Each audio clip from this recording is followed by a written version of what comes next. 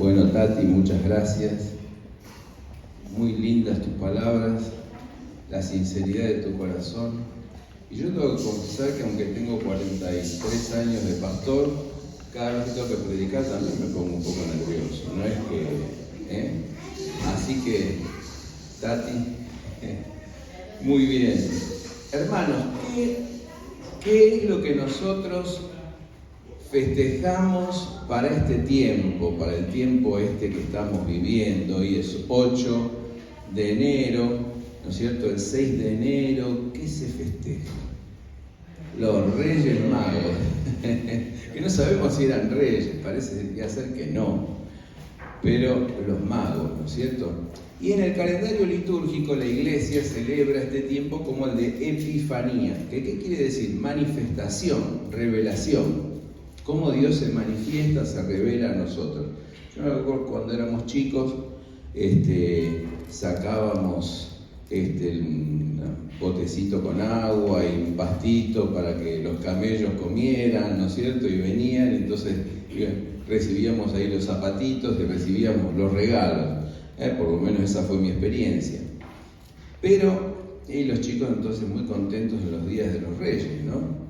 Pero vamos a ver un poco el sentido más profundo que tiene esto, de revelación. Y vamos a leer en el capítulo 2 de Mateo, en los primeros 12 versículos.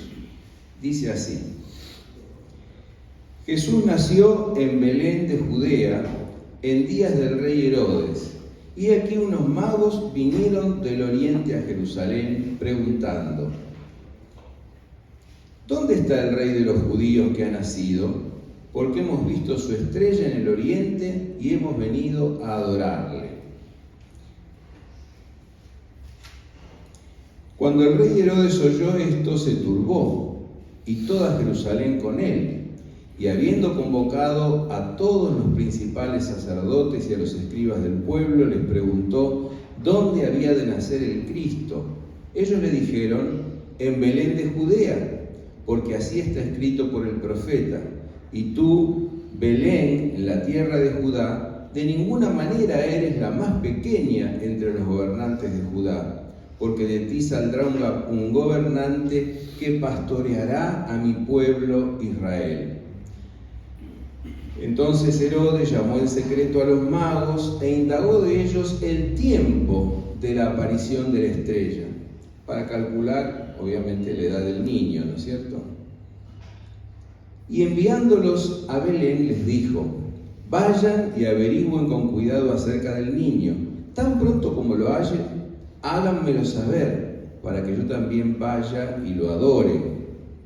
Ellos, después de oír al rey, se fueron. Y aquí la estrella que habían visto en el oriente iba delante de ellos hasta que llegó y se detuvo sobre donde estaba el niño. Al ver la estrella, se regocijaron con gran alegría. Cuando entraron en la casa, vieron al niño con María su madre y postrándose lo adoraron. Entonces abrieron sus tesoros y le ofrecieron presentes de oro, incienso y mirra.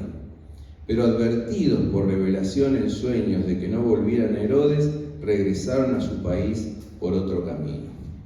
Bueno, este texto tan lindo, ¿no es cierto?, es el que nos habla un poco acerca de esta epifanía, de esta manifestación, de esta revelación de Dios, cómo Dios se revela. Y el pasaje entonces nos marca algunas enseñanzas que yo quisiera que nosotros pudiéramos prestarle atención hoy.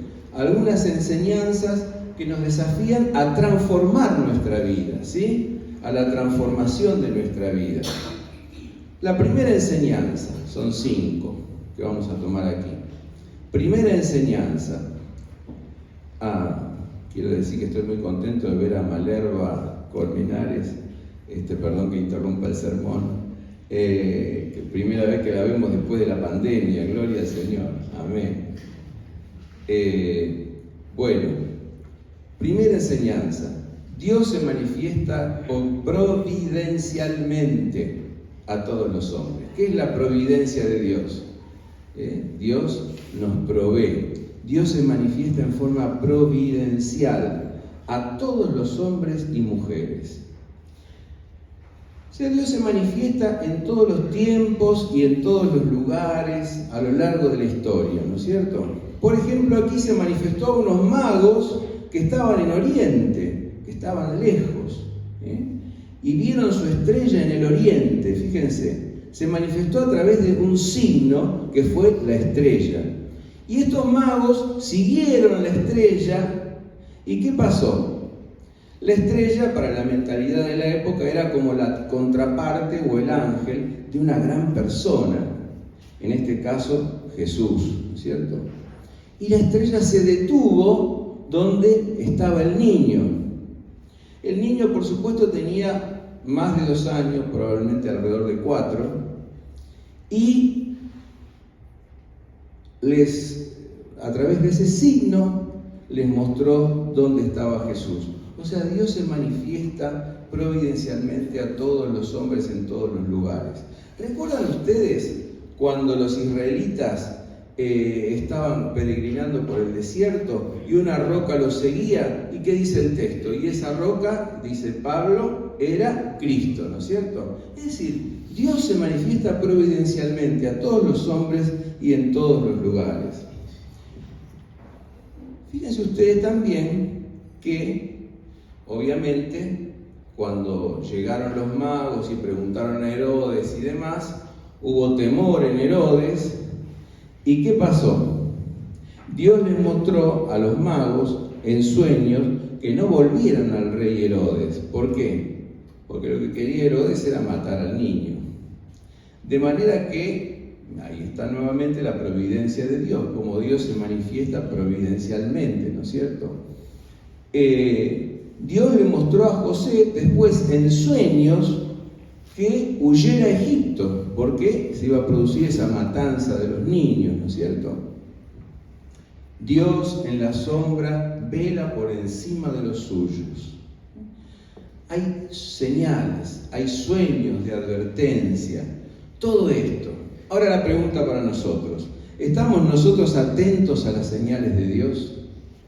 ¿Estamos nosotros expectantes de las señales de Dios? ¿De qué Dios nos quiere mostrar para nuestra vida, para la vida de nuestra iglesia? ¿Interpretamos las señales de Dios o no las vemos? Porque lo importante es ver las señales de Dios. Dios siempre se manifiesta. Nosotros estamos llamados a ver las señales de Dios, cómo Él se manifiesta, cómo Él se revela.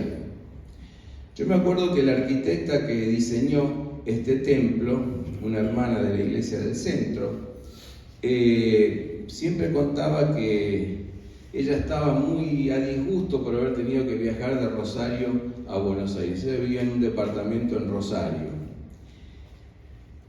Y bueno, le preguntaba al Señor: Señor, ¿por qué me sacaste del lugar donde yo estoy acostumbrada, habituada de chica y demás? Al tiempo volvió a Rosario y una persona que vivía al lado de su departamento le dijo: bueno, gracias a Dios que vos no estabas en el departamento. ¿Y por qué? Dice ella. Porque cuando vos no estabas, vinieron paramilitares a buscarte, porque habían encontrado en su agenda el nombre de una amiga de ella, que sin ella ni siquiera saberlo, militaba con los montoneros en la época de la dictadura militar. Fíjense ustedes la providencia de Dios. ¿Dios nos guarda? Claro que nos guarda. Nosotros a veces no entendemos sus propósitos, pero Dios tiene propósitos de bien para nuestra vida. Entonces, Dios se manifiesta, se revela, primera enseñanza, a todos los hombres y a todas las mujeres. Estemos atentos a la manifestación de Dios, a la enseñanza de Dios. Segunda enseñanza: Dios quiere llevar a todos los hombres y a todas las mujeres, a todas las personas, a Jesús. ¿Sí? Bien, ¿dónde está el rey que ha nacido? Es la pregunta que hacen los magos cuando llegan. ¿Dónde está? Bueno, se lo van a preguntar nada más ni nada menos que a Herodes el Grande. Herodes el Grande pertenecía a los idumeos, que habían destronado a los macabeos, ¿sí? Los macabeos que habían luchado por mantener realmente la independencia, ¿no es cierto?, de Judá. Ahora, Herodes era un hombre, digamos, que había sido puesto por Roma y hacía como 40 años que estaba gobernando. Ahora entonces, ¿qué hace Herodes cuando escucha esto? Llama inmediatamente al Sanedrín y llama a los sacerdotes, llama a los escribas y entonces les pregunta, ¿dónde es el lugar donde ha de nacer el Mesías? ¿No es cierto? Y entonces está la respuesta que viene de Miqueas 5:2. Dice, en Belén de Judea, porque así está escrito por el profeta Miqueas. Y tú, Belén, en la tierra de Judá, de ninguna manera eres la más pequeña entre los gobernantes de Judá, porque de ti saldrá un gobernante que pastoreará a mi pueblo Israel. Un gobernante que pastoreará. ¿Cómo gobernamos? Se puede gobernar con imposición, como cuando dicen, bueno, hay que gobernar con mano dura, ¿no es cierto? O se puede gobernar pastoreando. Jesús es ese gobernante que pastorea. ¿Y qué significa gobernar pastoreando? Pastorear significa proteger, pastorear significa cuidar, pastorear significa guiar, pastorear significa alimentar. ¿Ven? Todo esto es. Entonces, ese niño, ¿quién es? Es el pastor de Israel, pero es el buen pastor de todos. Ha nacido en Belén. Belén significa casa de pan, porque Él es el pan de vida. En Belén había nacido David, fíjense qué interesante. Estaba a 8 kilómetros de Jerusalén y era la más pequeña entre los pueblos de Judá. Sin embargo, Dios se sirve de lo más pequeño porque allí aparece lo más grande. Dios se sirve de nuestra debilidad, como decía Tati, Dios se sirve de nuestras falencias, porque Dios allí obra, ¿sí? Bueno, Jesús es el Rey. Toda la semana estuvo viniendo a mi cabeza y golpeteando esa canción que nos enseñó Gerardo. Él es el Rey, Él es el Rey. ¿Se acuerdan? Él es el Rey de mi vida. Qué linda canción. Él es el Rey. Jesús es el Rey. Él es la estrella de la mañana, como dice Apocalipsis 2:28, ¿sí? Hablando de estrella y hablando del Rey. Pero Él no solo es el Rey de Israel, Él es el Rey de todo el mundo, porque los magos venían de Oriente. Y esta escena de la Epifanía justamente nos convoca a pensar en aquel momento en que vendrán de Oriente y de Occidente, del norte y del sur, y se sentarán a la mesa y un cordero los pastoreará. De manera que Dios quiere llevar a todas las personas a Jesús, ¿sí? Tercera enseñanza.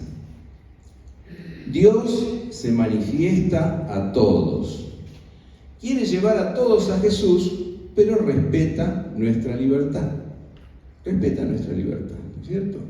Si nosotros nos podemos mirar quiénes son los protagonistas de este relato. En primer lugar tenemos a Herodes, luego tenemos a los sacerdotes y a los escribas, tenemos a los magos, tenemos a María, tenemos al niño. Herodes no quiere perder para nada el poder, ¿sí? Y luego intenta matar al niño. Lacan decía, el deseo de poder es ausencia de deseo. El deseo de poder no vale nada. El poder en sí mismo no vale nada. No sirve para nada. Pero Herodes no quiere para nada, justamente, delegar el poder a un verdadero rey. No. Él es el que lo mantiene. Ahora, fíjense, tenemos a los sacerdotes y a los escribas. Conocen intelectualmente la Escritura, pero no hacen nada más que eso. No hacen nada más que eso, ¿no? Bien.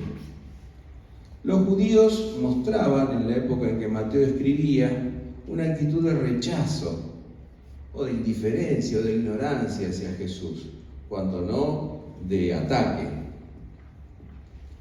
En contraste con esto, los magos de Oriente lo buscan a Jesús. Y acá está la pregunta: ¿y qué hacemos nosotros con esta libertad que Dios nos da? Dios nos da libertad. Y en nuestra libertad queremos conservar egoístamente nuestro poder. Yo hago, yo decido, ¿no es cierto? ¿O le entregamos el poder al Señor Jesús? El poder de nuestra vida, la autoridad al Señor Jesús. Sabemos intelectualmente algunas cosas, leemos la Biblia y demás, pero tenemos una comunión con el Señor. ¿Hacemos lo que el Señor nos manda? Es una cosa muy distinta. ¿Lo ignoramos o lo buscamos? ¿Le hemos dado a Jesús el trono de nuestra vida o no? ¿Lo estamos buscando como los magos? Bueno, ahí está la gran pregunta. Pensar en nuestra actitud, en este tiempo, ¿no es cierto?, en que recordamos la Epifanía, cómo Dios se manifiesta, cómo Dios se revela. Bueno, pensemos en nuestra actitud. Cuarta enseñanza, muy importante. Dios nos invita a emprender una gran búsqueda. Miren, el que busca, dice el refrán, encuentra. El que busca, encuentra. Buscad a Dios mientras pueda ser hallado. Llamadle en tanto esté cercano. Bien. Acercaos a Dios y Él se acercará a vosotros. Dios nos da signos, nos da señales, pero nosotros podemos quedarnos allí, ¿no es cierto? Ellos se podían haber quedado en el oriente o emprender un gran viaje, emprender una gran búsqueda. Bueno, nosotros estamos llamados a buscar al Señor. Nosotros estamos llamados a emprender ese viaje. Y es un viaje largo. Y es un viaje en el cual a veces hay obstáculos naturales, ¿no es cierto? Ellos tuvieron que viajar de tierras extrañas, de tierras lejanas, pasar por lugares inhóspitos quizá. Se tuvieron que confrontar con sistemas como el de Herodes, ¿no? Con todo esto. Pero si nosotros perseveramos en nuestra búsqueda, perseveramos en la búsqueda de Jesús, vamos a encontrar buenos resultados. La búsqueda puede ser larga, la búsqueda puede ser complicada, pero vamos a encontrar buenos resultados. Nos tenemos que dejar guiar por la estrella que conduce a la morada de Jesús. Hay una ilustración muy corriente de una persona que es advertida de que viene un tsunami y van a hacer un traslado. La persona queda en su casa. Entonces aparece antes de esto camiones con altoparlantes diciendo que abandonen sus casas, que suban la persona queda en su casa. El agua llega, comienza a crecer, ¿no es cierto? Y la persona se sube al techo. Cuando está en el techo, aviones llegan como para hacer de rescate y la persona queda en el techo. Finalmente muere. Y cuando está en el cielo, le dice: y Señor, ¿por qué permitiste que yo muriera y yo quería seguir viviendo? Y el Señor le dice: yo te mandé montones de señales y de oportunidades y vos te quedaste. Hermanos, Dios nos manda continuamente oportunidades, señales, y nosotros muchas veces no queremos despegar. Y hay que despegar, y hay que emprender el viaje, ¿no es cierto? Miren, el viernes fue el cumpleaños de Raquel. Raquel la hermana que es líder de jóvenes. Y pasamos un momento muy lindo en el que varios jóvenes allí contaban testimonios. Y uno o dos me llamaron poderosamente la atención, porque uno decía que tenía problemas de TOC. TOC es una enfermedad mental, un problemita, y es el trastorno obsesivo compulsivo, ¿no?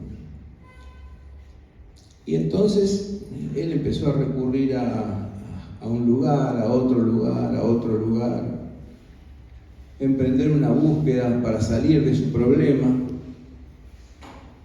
pero emprendió muchas búsquedas, pero no la primera búsqueda, que es la búsqueda de Jesús. Cuando encontró a Jesús, desapareció el problema. Mis hermanos, nosotros estamos llamados a buscar a Jesús. La búsqueda de Jesús debe estar en primer lugar en nuestra vida. No sé cuántos de ustedes han subido al Cristo Redentor, el Cristo Redentor que está ahí en el límite entre Chile y... Bueno, resulta que antes los micros llegaban al Cristo Redentor, ahora ya no llegan más. Entonces uno para en las cuevas y si quiere visitar el Cristo tiene que caminar. Bastante cansador llegar, ¿no?, hasta allí. Pero cuando uno llega, se encuentra con la imagen, la figura de Jesús en el límite entre dos países. La figura de Jesús, el Redentor. La figura de Jesús que es la única fuente de redención, de paz, de amor entre los hombres, entre los seres humanos. El viaje a veces cuesta, tiene obstáculos, pero no hay nada más hermoso que buscarlo. Busquémoslo con todo el corazón. Y Él nos espera. Y última enseñanza. Dios nos invita a tener un encuentro transformador con Cristo Jesús. Un encuentro que transforme nuestra vida. Fíjense lo que dice el versículo 11. Cuando entraron en la casa, vieron al niño con María, su madre, y postrándose, lo adoraron. Entonces, los magos abrieron sus tesoros y le ofrecieron presentes de oro, incienso y mirra. ¿Qué dice el texto? Dice que se regocijaron. Se llenaron de gozo. Encontrarse con Cristo es el mejor encuentro que podemos tener. Pero atención, no es un encuentro que pasa solo por el intelecto. Es un encuentro que toma toda la persona y principalmente nuestro corazón. Sobre toda cosa guardada, guarda tu corazón porque de él mana la vida. Y este encuentro los lleva a ¿qué? Inmediatamente, con ese gozo de haber encontrado al niño, a la adoración, lo adoran. Los hermanos del Ministerio de Adoración tienen un trabajo realmente maravilloso, ¿no es cierto?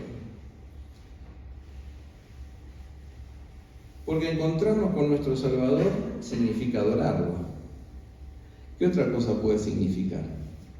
¿Qué dirían ustedes con alguien que les salva la vida? ¿Qué es lo primero que hace? Le agradece, lo adora, ¿no es cierto? Bueno, y la adoración es lo primero que hace un cristiano y lo primero que hace la iglesia cristiana. Porque sin un espíritu de adoración, el evangelismo es proselitismo. Sin un espíritu de adoración, la comunión es la misma que puede haber en un club social y deportivo. Sin un espíritu de adoración, el servicio puede ser una mera filantropía. Sin un espíritu de adoración, la educación cristiana puede ser algo vacío. Pero con un espíritu de adoración todo se transforma, ¿sí? Estamos llamados a vivir en el encuentro con Cristo un estado de adoración permanente. Adorar al Señor cada mañana, cada momento de nuestra vida. Hacer todo en el nombre del Señor. Ahora, adorar no es una actitud meramente pasiva. Puede implicar pasividad, pero implica también una acción. Dice que abrieron sus tesoros y se los ofrecieron. Ahora, la leyenda alrededor de esto, del nombre de los reyes, Melchor, Gaspar y Baltasar, ¿no es cierto? Eso ya es una leyenda posterior. Realmente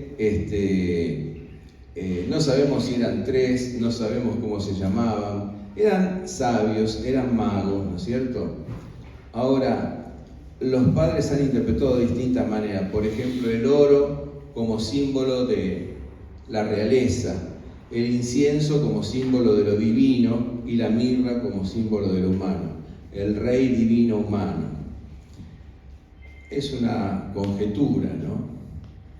Ahora, interesante esto del oro, ¿no? Porque el oro representa lo material, base del sustento material, ¿no? El oro no puede ocupar el lugar de Dios en las relaciones, ¿sí? A veces nosotros nos aferramos a lo material. Abraham Lincoln decía, el ser humano tiene una tendencia, y esa tendencia es que si hay 3 nueces y 2 personas, y ambas se van a pelear para tener 2 nueces. O sea, el sustento material, lo económico, es a veces fuente de luchas, de disputas, de problemas, etc. Fuente de conflicto. Pero cuando lo ponemos a los pies de Jesús, cuando entregamos el oro a Jesús, nada de esto ocurre. Al contrario, lo material se transforma en un elemento de bendición, porque Dios nos da, nos bendice para bendecir, ¿sí? Y cuanto bendecimos somos bendecidos, y así es. El incienso es una fragancia que se encendía en la antigüedad en el momento de la oración. Tiene mucho que ver con la oración, ¿no es cierto? Con la vida interior, con los tesoros del pensamiento, del sentimiento, etc. Con los tesoros del espíritu. Por ejemplo, con la ciencia, con la música, con el arte. La ciencia puede llegar a ser muy buena, pero puede llegar a ser también una amenaza para el mundo. La música y el arte a veces pueden ser, en vez de una fragancia, un efluvio dañino que surge de un cuerpo enfermo. Nada de esto ocurre cuando lo entregamos al Señor Jesucristo. Cuando entregamos al Señor Jesucristo nuestra vida interior, nuestro saber, nuestro arte, todo lo que surge de nuestro corazón, entonces sí es fragancia que se eleva al cielo. Y la mirra se utilizaba para 2 cosas, para medicina y para embalsamar a los cuerpos muertos. Miren ustedes. Tiene que ver con el dolor. Tiempo de enfermedad, el tiempo de muerte. Pero el dolor puede hacer 2 efectos. Y esto también estaba en los testimonios que escuchábamos el viernes allí, tan lindos. Puede endurecernos en nuestro egoísmo, puede cerrarnos, o todo lo contrario, puede enternecernos, puede abrirnos. Y entonces el sufrimiento puede ser una oblación, una entrega al Señor. Cuando entregamos nuestra mirra, nuestro sufrimiento a Cristo, es una oblación maravillosa que damos al Señor. Bien, la vida se transforma cuando nosotros nos encontramos con Jesús. Se transforma en gozo, se transforma en alegría, se transforma en esperanza, se transforma en adoración, se transforma en entrega de todo lo que tenemos y somos a Él, para ponerlo a Él en primer lugar. Entonces, hermanos, 5 enseñanzas dijimos. Dios se revela a todas las personas en todos los tiempos. Dios quiere que todos vayamos a Jesús. Dios respeta nuestra libertad, pero nos invita a buscarnos, a dejar a disponibilidad del Señor el trono de nuestro corazón.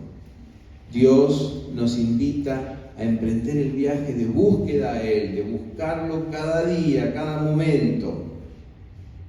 Y Dios nos invita a la bendición del encuentro con el Señor, de ese encuentro que se transforma en adoración que es cantar y que es más que cantar, que es entregar toda la vida al Señor, toda la vida a nuestro Dios, es entregar nuestro oro, incienso y mirra, todo lo que somos y todo lo que tenemos en el altar del Señor. ¿Sí?